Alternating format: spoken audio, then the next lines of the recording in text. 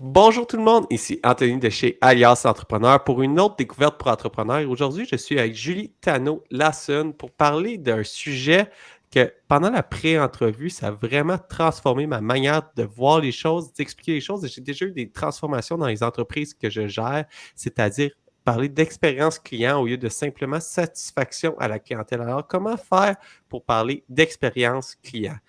Julie détenant une expertise en élaboration de stratégies et de plans d'action. Elle compte plus de 15 ans d'expérience en expérience client. Au cours de sa carrière, elle a mis sur pied, dirigé et géré des centres de services à la clientèle, de gestion de la satisfaction client et de vente interne. Avant de commencer notre podcast d'aujourd'hui, j'aimerais remercier nos partenaires, c'est-à-dire la Banque nationale qui nous supporte depuis le tout début d'Alias Entrepreneur, le MEIE, ministère de l'Économie, de l'Innovation et de l'Énergie, bien sûr, le programme Persévérance qui vient en aide aux entrepreneurs en difficulté, le réseau Mentorat, un réseau de mentors partout au Québec, le CETEC, le Centre de transformation des entreprises du Québec, InfoBref. À 5 minutes, vous avez l'essentiel de l'actualité. Je vous invite à écouter leur podcast qui sort à tous les matins et bien sûr, mon commerce en ligne. Si vous aimez notre contenu, je vous invite à le partager à un ami. C'est grâce à toutes les petites actions que vous prenez que ça nous aide à sortir davantage, à avoir plus de visibilité et ainsi avoir des commanditaires pour continuer à faire ce contenu gratuit semaine après semaine. Mais sans plus tarder, bonjour Julie. Bonjour, comment tu vas? Ça va super bien. Je suis content de te recevoir aujourd'hui parce qu'on va parler d'un sujet que pour moi, ça fait longtemps que je veux travailler ça, que j'en parle avec mes équipes, mais que je n'arrive pas à bien communiquer parce que comment qu'on agit avec la clientèle, parfois, ça ne va pas dans la direction que j'aimerais que ça prenne. Puis, quand on a eu la pré-entrevue, j'ai fait Ah, c'est parce que je n'ai pas expliqué ça de telle façon. Puis, j'aimerais ça, avant qu'on commence ce podcast, qu'on parle vraiment, euh, en fait, que tu m'expliques c'est quoi la différence entre l'expérience client, puis parler d'expérience client versus le service à la clientèle. Ok, alors le service à la clientèle, c'est ce que tout le monde connaît généralement. Et il s'agit de répondre à un besoin qu'un client a, donc de le servir en fonction d'un besoin. Le client vient vers nous, il a besoin d'une information, on la lui donne. Le client a besoin d'un support technique, on la lui donne. Donc on est vraiment plus en mode réactif. On répond à un besoin que le client nous présente. L'expérience client, c'est un peu plus proactif que ça. Donc, l'expérience client, c'est quand nous, on écoute le besoin du client, on anticipe ses besoins. Donc, théoriquement, quand on fait de l'expérience client, on devrait avoir un peu moins de service à la clientèle à faire parce qu'on anticipe en fait les besoins des clients. Puis c'est exactement ça, qu'est-ce que j'expliquais, c'est que mon équipe me disait Hey, on offre un excellent service à clientèle. Quand les clients appellent, on a toujours la réponse, on les sert bien. Puis moi, j'étais, mais comme client, j'aime pas ça appeler pour savoir où est-ce que ma commande allait, qu'est-ce qui se passe. J'aimerais ça qu'on soit proactif puis qu'on soit capable naturellement d'envoyer l'information avant que le client ait besoin d'appeler. Puis c'était vraiment là mon écart de pensée.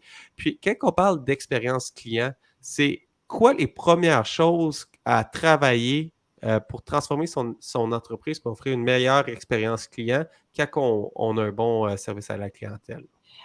La première chose, en fait, je pense que l'élément clé, l'élément central en expérience client, c'est d'avoir cette capacité d'écouter, d'entendre, d'écouter et de faire une rétroaction à notre clientèle. Qu'est-ce qu'ils veulent? Donc, au lieu de spéculer sur, je pense que le client, ce qu'il veut, c'est lui poser des questions, faire de l'observation, savoir ce que notre clientèle a l'habitude de vouloir ou aimerait avoir pour justement essayer de lui proposer ça. Donc, anticiper son besoin. Euh, L'autre élément aussi qui est important quand on fait de l'expérience client, c'est aussi de faire un peu d'expérience employée. Parce qu'évidemment, l'expérience client, elle est délivrée par nos collaborateurs, nos employés. Et donc, s'ils n'ont pas cette expérience à l'interne qui, justement, leur donne envie de pouvoir, justement, travailler l'expérience client, c'est un peu difficile. Quand je dis ça, je mets quand même un petit bémol. Parce que c'est pas parce qu'on fait systématiquement de l'expérience employée qu'on va avoir une bonne expérience client. Entre les deux, il faut avoir cette culture centrée sur le client. Donc, il faut habituer nos équipes à prendre le client en compte, donc à penser client. Comment est-ce qu'on affecte le client? Qu'est-ce que je peux faire pour améliorer?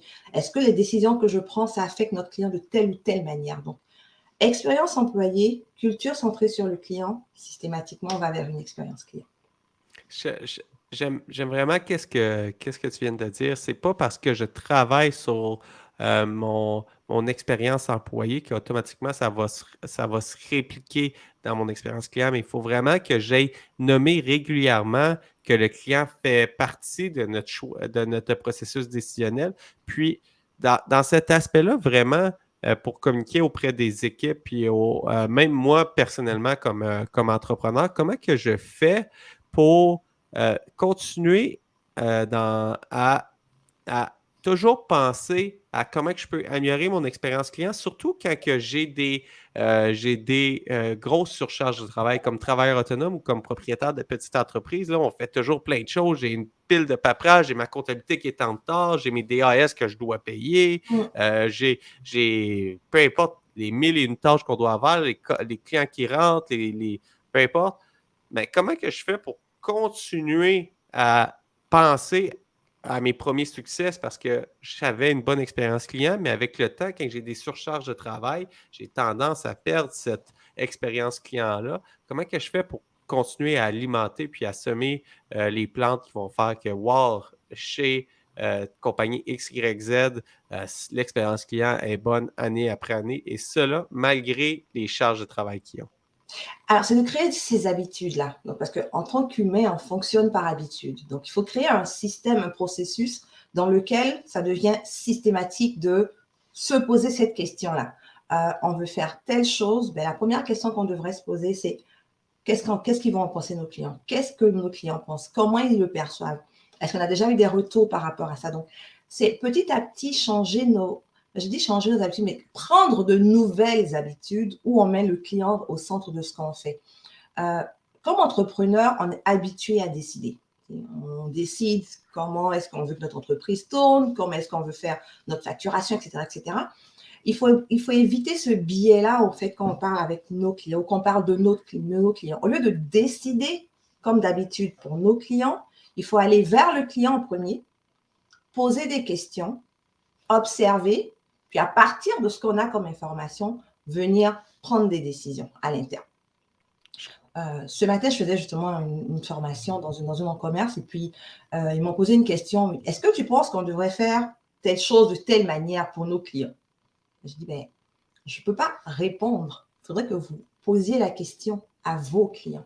Vous pouvez leur poser la question sous différentes formes pendant que vous travaillez avec eux, en forme de sondage. Il faut sonder le client, puis en fonction de ce qu'il va vous dire, vous allez prendre une décision. Donc, c'est créer ce système-là, donc dans la tête des employés, dans cet état d'esprit de toujours systématiquement aller vers le client, poser la question par rapport au client. Donc, c'est une habitude qu'il faut créer, puis ça se fait au fil du temps. Puis souvent, on va mettre des processus en place qui nous obligent en fait à faire ce genre à créer ce genre de système-là. Donc, par exemple, on va se dire, quand on veut faire un nouveau projet, ben, il y a des éléments spécifiques. Donc, on s'entend qu'on priorise tout le temps en entreprise. Donc, premièrement, il faut faire de l'expérience client une priorité pour que justement on ne se dise pas, ah ben écoutez, j'ai 10 choses à faire, je vais essayer d'enlever les plus inutiles, et puis dans les plus inutiles, on enlève l'expérience client. Donc, il faut en faire une priorité dans l'entreprise, dans l'organisation. Et ensuite, se dire, chaque fois qu'on a tel type de projet, parmi les questions auxquelles il faut qu'on réponde, ça peut être par exemple de se dire, quel est l'impact que ça peut avoir sur le client. Donc, de façon systématique, quand on fait un nouveau projet, cette question-là, on se la pose, on fait l'étude qu'il faut, et après, avec les résultats, on peut continuer ou pas le projet. Puis, quand on parle d'études, ça me suscite un autre questionnement. À toutes les fois que j'aimerais sonder ma clientèle, que j'aimerais envoyer que j'aimerais poser des questions sur leur expérience qu'ils ont vécue, mes clients de longue date, fidèles, que j'ai une bonne relation, pour moi, c'est facile. Je vais aller les appeler, je vais poser des questions, je vais collecter cette information-là. Mais pour tous les clients que c'est plus des nouveaux clients, que j'ai pas la même relation, je trouve ça difficile à faire.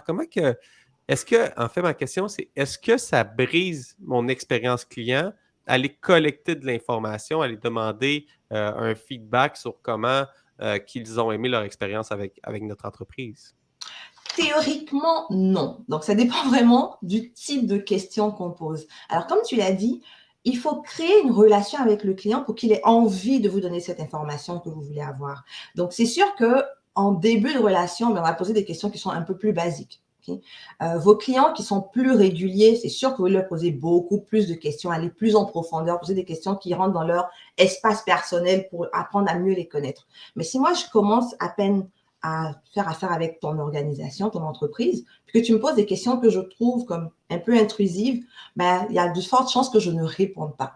L'autre raison aussi qui fait que les gens ne répondent pas facilement au sondage, c'est vraiment euh, la fatigue du sondage. On en a tellement, je veux dire, on en reçoit à chaque tout qu'on fait, là, chaque fois qu'on va quelque part, on a un sondage qui nous apparaît auquel il faut répondre. La raison pour laquelle les gens ne répondent plus au sondage, parce que les entreprises, très peu d'entreprises font de la rétroaction. Je vais commencer à répondre quand je me rends compte que ça compte pour l'entreprise. Si on envoie un sondage systématiquement parce que c'est leur habitude et puis qu'à la fin de la journée, on se rend compte qu'ils n'en font rien, bien à la longue, les gens ne répondent plus au sondage. Donc au début, c'est sûr, on ne va pas avoir un taux de réponse assez extraordinaire, mais quand les clients se rendent compte que ceux qui ont répondu, l'entreprise en a fait quelque chose, donc a pris le temps de lire les sondages, de l'analyser et de prendre des actions par rapport à ça.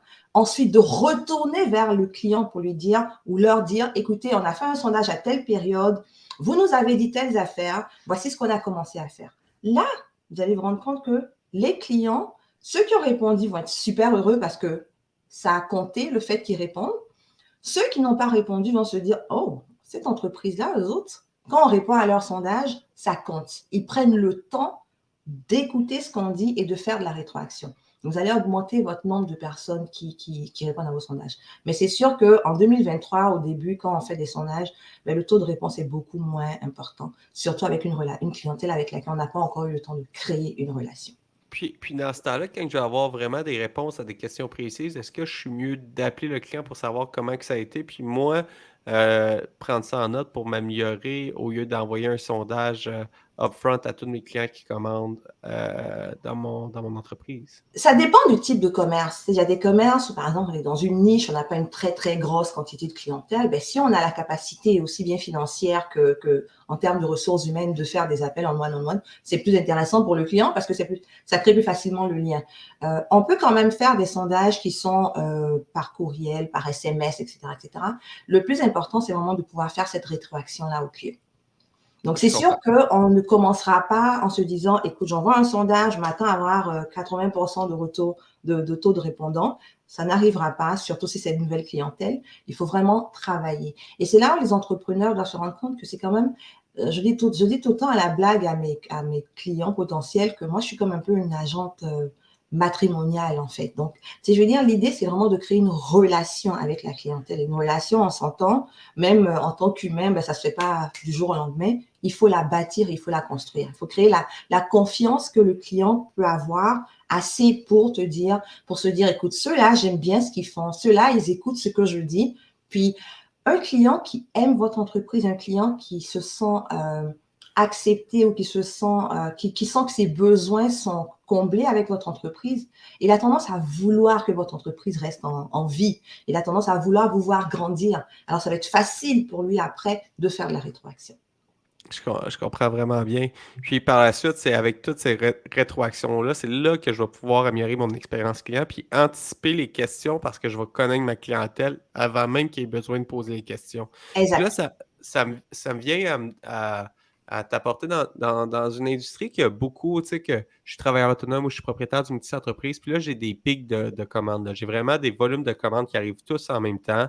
Habituellement, j'ai l'habitude de livrer rapidement, mais là, en cause d'une surcharge de travail, je sais que je vais prendre des délais. Comment que je fais pour donner une bonne expérience quand même à ma clientèle, malgré des délais plus longs, puis lui faire comprendre que c'est pas nécessairement exceptionnel, ben que c'est pas la majorité du temps, c'est pas comme ça, mais exceptionnellement, ça va être plus difficile à livrer dans les délais. Puis quand même que le client finisse avec une belle expérience client, as-tu, avec toutes tes connaissances puis ton expérience des dernières années, y a-tu des phrases qui passent mieux, des façons de faire qui passent mieux pour quand même satisfaire la clientèle?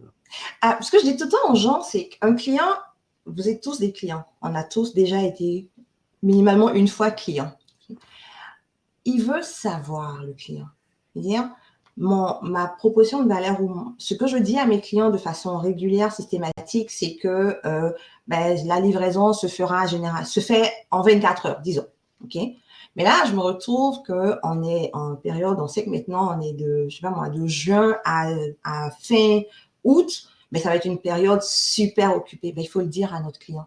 Il faut s'assurer de lui dire, présentement, à cause du volume d'appels qu'on a ou à cause du volume de commandes qu'on a, les livraisons sont dorénavant de telle période à telle période, elles vont être de tel nombre de temps. Alors, l'idée, c'est que le client ne se sente pas pris de court ou coincé.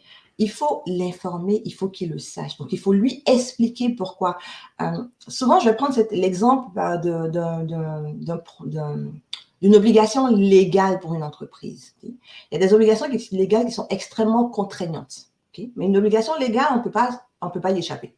Elle est là, et puis la loi dit que je dois aller à gauche, mais je dois aller à gauche. Ça peut créer un certain irritant chez ton client. Mais cet irritant-là, il est réduit quand le client, il comprend et qu'on lui explique pourquoi cet irritant-là existe. Donc, au lieu d'être en rouge, on va se retrouver peut-être dans du jaune, dans de l'orange en termes d'irritants. Donc, tous les irritants ne vont pas être on ne va pas pouvoir tous les changer en vert, mais il faut apprendre à informer le client, à lui donner une bonne raison. Alors, si mon délai habituel, c'est de 24 heures, okay, puis que je pense que maintenant, ça va prendre 48 heures, de grâce, il faut que ça prenne 48 heures. Si je pense que ça va prendre 72 heures, il est encore mieux de dire 72 heures au client plutôt que de lui dire 48 heures pour qu'il y ait un... Donc, l'idée, en fait, c'est d'essayer de minimiser les irritants qu'on peut créer chez notre client. On ne peut pas toujours avoir une expérience qui va être wow. Je veux dire, l'expérience client, là, c'est en vague. Mais il faut s'assurer de minimiser au maximum les irritants qu'on peut créer à notre client. Puis les attentes qu'on crée, parce que quand on veut corriger la situation, ça je vais parler pour moi, quand que je suis en retard sur un dossier, je veux vraiment la corriger, puis je me mets des fois des délais très peu réalistes. Et puis là, je manque le délai une deuxième fois, une troisième fois, une quatrième fois, une cinquième fois, une sixième fois. Puis là, ça devient une patate chaude parce on est en retard, puis là, on sait qu'il faut le faire. Puis là, il y a d'autres dossiers urgents, puis là, ça se met à s'empiler, puis il y a un sentiment de panique qui se crée. Mais, ouais, t'allais dire quelque Oui, chose. alors ce que je veux dire, c'est que l'expérience client, c'est aussi ça. C'est en fait, c'est toutes les interactions que vous avez avec votre client. À la fin de la journée, quand il s'assoit, là, il y a des plus, il y a des moins. Ce qu'on veut, c'est qu'il y ait un maximum des plus et un minimum de moins. Donc, des moins, vous allez en avoir dans votre relation avec votre clientèle. C'est sûr, ça ne va pas forcer, ça va pas forcer. Si vous arrivez à faire toujours du wow, c'est génial. Mais je veux dire, dans la majorité des cas, il y a des moments où il y a des irritants. Mais quand on a beaucoup d'expériences qui sont positives, c'est facile de tolérer quelques expériences négatives. Donc, en fait, c'est ça. C'est d'avoir cette capacité de créer assez d'expériences positives durant le parcours de notre client pour que les quelques fois où on peut sauter à la coche, là, le client se dit, OK, bon, tu sais quoi, d'habitude, ça fonctionne. Je comprends ce qui se passe. Ils m'ont expliqué. Donc, quand on lâche la balle, il faut que le client puisse se dire, OK, avec l'expérience que j'ai habituellement, je peux me permettre de tolérer cette erreur. Puis, est-ce qu'utiliser la transparence, c'est toujours mieux que de faire un white lie, un mensonge blanc, là, tu sais, comme... Est-ce que Moi, c'est je suis toujours mieux d'accord d'utiliser la transparence dans les... totalement, totalement. Parce que les gens le savent. Je veux dire, on est tous des adultes, là. Je veux dire, on n'est pas des idiots. À moins que ce soit un mensonge blanc qui va rester blanc pendant très, très longtemps. Idéalement, les gens sont capables de comprendre. En fait, faut pas infantiliser notre clientèle. Je veux dire, on est tous, Je comprends. les gens sont capables de comprendre. Les gens vivent dans la vraie vie. Ils savent qu'il peut y avoir des imprévus, etc. Ils peuvent comprendre. Il faut avoir cette capacité de les respecter assez, premièrement, pour le leur dire, puis pour leur donner une attente qui peut être réaliste. Je comprends. Parce qu'un mensonge blanc qui est découvert, il fait 2 fois plus de dégâts qu'une transparence.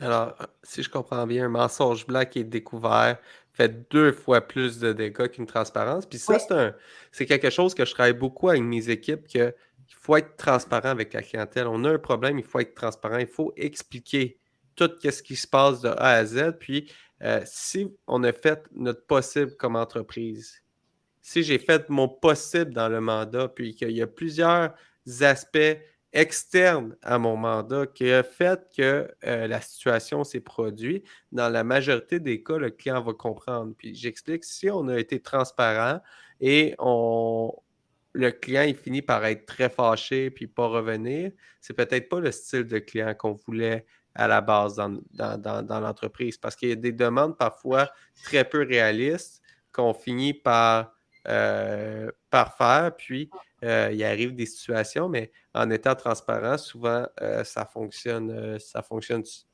bien, là. Je suis d'accord pour la transparence, mais il y a aussi un autre élément. C'est qu'il faut utiliser donc cet élément qui vient d'arriver, donc ce problème pour lequel on a été transparent, pour essayer d'anticiper pour les prochaines fois aussi. Donc, disons que chaque année, ben, à la même période, ben, il y a on se retrouve avec ce type de problème-là, mais il faut anticiper. Il faut anticiper, puis informer dès le départ à la base des clients que de telle période à telle période, ben, la date de livraison s'étend. Alors, au lieu d'attendre qu'ils aillent sur le site, qu'ils fassent la commande, qu'on leur dise que c'est 24 heures, qu'on leur envoie ensuite un message pour dire, ben, finalement, on ne peut pas anticiper, c'est vraiment le mot d'ordre, en fait, en termes d'expérience client. Les erreurs peuvent arriver, mais une fois qu'on sait qu'on en a une fois qu'on a compris qu'on a créé un irritant, il faut la corriger. Pour que la prochaine fois, l'expérience soit meilleure. Exactement. Puis, justement, quand il y a vraiment un oubli, là, tu sais, quelque chose que c'est une erreur humaine, là, complètement, il n'y a aucune raison que ça soit produit. C'est quoi la bonne méthode d'approcher un client pour lui faire comprendre, hey, c'est un oubli, mais je vais prendre des actions pour pas que ça se reproduise. Y a-t-il des façons de faire? Est-ce que c'est par téléphone, par courriel? C'est quoi la meilleure façon de faire pour rentrer en communication avec le client que malheureusement, la commande ou le service n'a pas été rendu à la hauteur qu'il aurait dû être rendu? Donc encore une fois, comme je dis, ça dépend. Quand on se retrouve avec, disons qu'on a une grosse clientèle, puis toutes nos commandes, il y a eu un super gros bug et puis ça n'a pas fonctionné, on ne peut pas forcément appeler 5000 clients en une journée pour essayer de régler la situation. Donc, dépendamment du type de client, mais moi, je privilégie toujours la relation directe. Okay? C'est plus intéressant pour un client d'avoir de l'information de façon directe. Si on doit le faire par courriel, par exemple, oui, on va faire le correctif, mais on va faire des suivis assez réguliers pour que le client se rende compte qu'on a bien compris qu'on avait fait une erreur et puis qu'on est en train de la corriger et lui donner les différentes étapes de l'évolution de cette correction-là aussi. OK. Donc, ça dépend vraiment est-ce que nos clients sont des clients qui sont beaucoup plus, dépendamment du type de clientèle qu'on a, il y en a qui sont très sur leur téléphone 24 heures sur 24, donc ils préfèrent avoir des notifications plutôt que des appels. Donc, il faut vraiment regarder en fonction de notre clientèle. Comme en expérience, il y a très peu de choses qu'on fait de façon systématiquement standard. Okay? On va toujours en fonction de notre clientèle, de leurs besoins, de leur manière de fonctionner, de leur motivation et de leurs possibles irritants. Alors, si je comprends bien, là, le standard de l'expérience client et le service client, c'est d'aller sonder la clientèle pour voir qu'est-ce qu'ils ont vraiment de besoin, puis mettre les protocoles pour la clientèle. Alors, il n'y a pas une recette qui s'applique à tout le monde. La recette qui s'applique à tout le monde, c'est d'avoir la bonne réponse pour le type de clientèle qui commande pour cette entreprise-là. Il y a... Oui, vas-y. Puis quand il y a plusieurs types de clientèle, j'imagine qu'il peut y avoir différents chemins selon la préférence des clients. Exactement. Premièrement, il n'y a pas une seule sorte d'expérience client. Je veux dire, l'expérience client, je donnais l'exemple aujourd'hui de moi, je vais dans une station X pour prendre de l'essence. Mon époux, il va dans une autre station. Moi, la raison pour laquelle je vais dans celle où je vais, c'est parce que j'adore leur service à la clientèle. Lui, il va dans une autre parce que il adore le fait qu'ils sont toujours moins chers. Donc, le client, on connaît son client, on sait ce que son client veut. Donc, mon expérience client va être en fonction de ma clientèle. Quand je prends une compagnie low cost, par exemple, pour voyager, je ne demande pas le même service que je demande à une compagnie où je paye beaucoup plus cher pour voyager. Ce qui va être important, c'est la proposition de valeur de l'entreprise. Moi, je suis une entreprise où je dis, nous, chez nous, le billet coûte moins cher et vous arrivez à temps. Mais quand je fais mon expérience client, il faut que ça matche ma proposition de valeur parce que c'est cette perception-là que mon client a et donc il faut que ça matche.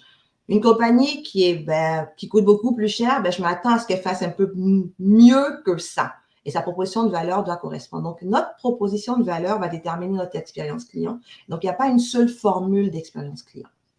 C'est une très bonne remarque. Alors, si je comprends bien, il faut que notre proposition de valeur représente notre expérience client.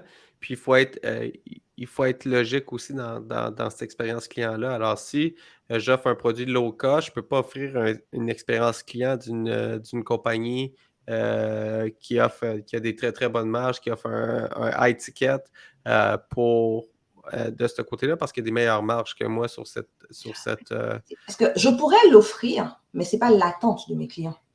Et on je s'entend comprends. que mes clients, comme je dis, on revient toujours vers le client. Ma proposition de valeur, c'est arriver à bon port, moins cher. Ben, les clients, qu'est-ce qu'ils attendent pour eux? Ça veut dire quoi exactement? Et en fonction de ça, je m'assurer que cette proposition de valeur que je leur dis que je vais leur offrir, c'est comme ça qu'ils perçoivent mon entreprise. Puis maintenant, si on y va plus du côté écologique, environnemental pour toute la partie expérience client, comment que je fais pour bien communiquer cette information-là à mes clients de tous les virages que je prends? Puis c'est quoi le bon virage, là? Ben, le bon, il n'y a pas de bonne réponse ou de moins bonne réponse, là, mais c'est quoi le style de virage que je pourrais prendre pour tout le côté plus écologique de mon entreprise? Ben, je parlerai plus d'informations. Il faut que déjà en partant, il faut savoir jusqu'à quel point nos clients, jusqu'à quel point c'est important pour eux notre virage écologique. Je veux dire, si c'est un élément primordial dans leur capacité à faire affaire avec nous, ben, on va communiquer différemment de si pour eux c'est comme c'est un nice to have ou un must to have. Must have. Donc, dépendamment de comment notre client réagit par rapport au virage écologique qu'on veut prendre, ben, on va toujours de toute façon les informer par rapport à ça. L'information sera plus ou moins intensive en fonction de justement l'importance que ça a pour notre clientèle. Je- C'est c'est une très bonne remarque. Alors, si je comprends bien, c'est d'aller dans l'information, puis vraiment, encore une fois, d'aller sonder ma clientèle pour savoir c'est quoi vraiment la différenciation que vous apportez à votre prise de décision sur mon côté plus environnemental. Si la clientèle, c'est pas ça qui l'intéresse, puis je mets toujours ça de l'avant, je vais passer à côté de l'information qui l'intéresse peut-être vraiment. Mais si c'est quelque chose qui est important, puis pour ma clientèle, c'est important, il faut que je communique bien l'information de façon compréhensible facilement pour qu'elle soit bien perçue, puis vraiment avoir la bonne impact du côté final avec ma clientèle. Ouais. Donc, si on part du principe que je vérifie avec eux, mes clients, ensuite je réagis ou j'agis plutôt que réagir. Donc, je vérifie avec eux, ensuite j'agis. C'est très rare de pouvoir faire des erreurs parce que justement, on part de cette clientèle-là. Bon, c'est sûr que je parle beaucoup d'expérience client, mais on s'entend qu'une entreprise a plusieurs types de clientèle, plusieurs personas, et les parcours des clients peuvent être différents les uns des autres. Donc, il faut aussi en tenir compte dans la manière d'interagir avec notre clientèle. Écoute, c'est vraiment des bons conseils. Julie, pour finir le podcast, aurais-tu un dernier conseil, point de vue expérience client, que tu aimerais partager à l'auditoire? Oui, alors ce que je dirais, c'est que on a tendance à penser que l'expérience client, c'est juste je veux satisfaire ma clientèle, mais ça va au-delà de ça. C'est un élément stratégique pour une entreprise parce que ça permet premièrement d'avoir une signature unique. On s'entend que la manière dont je fais mon expérience client ne sera pas forcément la même que n'importe lequel de mes concurrents. Et ça a un impact clair et précis aussi bien sur les coûts que sur les revenus de l'entreprise. Donc, il faut voir l'expérience client non pas comme un nice to have pour que tes clients soient wow, wow, wow, mais pour que justement au niveau stratégique et au niveau financier, ça puisse apporter une certaine valeur à ton entreprise. Écoute, j'adore, ça sonne comme de la musique à mes oreilles. Merci beaucoup, Julie, de ton temps que tu as passé avec nous. Ça me fait Pour grand conclure, plaisir. Hein. Merci de pour m'avoir conclure, invité. Ça fait plaisir. Pour conclure le podcast, j'aimerais ça remercier nos partenaires une dernière fois, c'est-à-dire la Banque nationale, le MEIE, le ministère de l'Économie et de l'Innovation, le programme Persévérance, le réseau Mentorat, le CETEC, Centre de transfert des entreprises du Québec, InfoBref et bien sûr mon commerce en ligne. Si vous avez aimé le podcast, je vous invite à le partager à un ami et puis à vous abonner à l'infolette d'Alias Entrepreneur où est-ce qu'on envoie des conseils à tous les lundis matin. Sur ça, je vous souhaite une excellente fin de journée. Puis nous, on se retrouve la semaine prochaine pour une autre découverte pour entrepreneurs.